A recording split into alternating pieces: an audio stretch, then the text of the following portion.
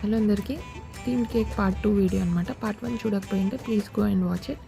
ఇక్కడ నేను second step అనేది కేక్ క్రమ్ కోట్ చేసుకొని ఫ్రిడ్జ్లో పెట్టుకుంటాను.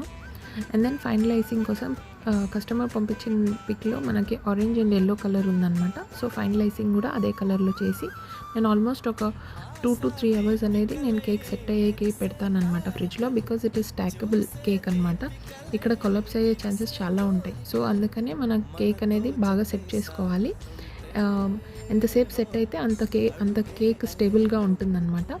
అండ్ దెన్ స్టాకింగ్ కోసం నేను ఇక్కడ డోవెల్ అనేది యూస్ చేశాను. సో దట్ మన కేక్ అనేది కొంచెం సపోర్టింగ్గా ఉంటుందన్నమాట డోవెల్. సో ఆ డోవెల్ అనేది కేక్ లోపల ఇన్సర్ట్ చేసుకోవచ్చు.